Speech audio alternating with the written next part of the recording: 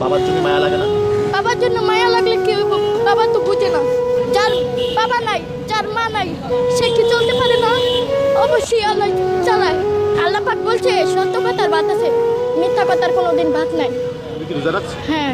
উপরে বসো, উপরে বসো, উপরে বসো, উপরে বসো, উপরে বসো। আচ্ছা, তুমি কি করো বলো তো? আমি ভিক্ষা করি। ভিক্ষে কেন করো তুমি? আমার বাবা নাই। বাবা নাই? না। বাবা কি মারা গেছে? না। তাহলে কি হয়েছে? ফালাই থেকে গেছে গা। হ্যাঁ? ফালাই থেকে গেছে গা। তোমাদেরকে রাস্তায় ফেলে চলে গেছে? হ্যাঁ। মানে কেন তোমাদেরকে ফেলে চলে গেল? কেন?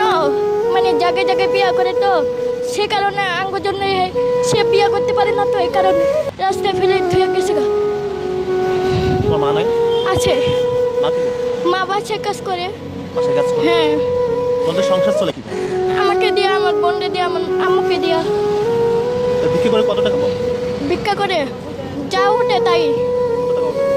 কত টাকা উঠে? আপনার 300, 400 এরকম মনে। 300 থেকে 400 টাকা। হ্যাঁ, হ্যাঁ। এই টাকাতে তোমার সংসার চলে? হ্যাঁ। তোমাদের সংসারে কে কে আছে? কে কে আছে? আমার বোন আছে, আমার মা আছে। তোমার এক বোন আছে আর মা আছে আর তুমি আছে। হ্যাঁ। মানে ভিক্ষের পরে তোমাদের সংসারটা চলে। হ্যাঁ। আচ্ছা, এই যে ভিক্ষে করো, তোমার কষ্ট হয় না, খারাপ লাগে না? ভিক্ষে করো। খারাপ লাগলে এখন কি করব? কিছু করার নাই ভাইয়া। কপালে ছিল, আমার কপালে ছিল, হয়েছে, কিচ্ছু করার নাই। বাবার জন্য মায়া লাগে না? হ্যাঁ। বাবার জন্য মায়া লাগে না? বাবার জন্য মায়া লাগলে কি হইব? বাবা তো বুঝে না। তোমার বাবাকে বিয়ে করেছে? হ্যাঁ। মানে তোমাদেরকে রেখে সে বিয়ে করছে? হ্যাঁ।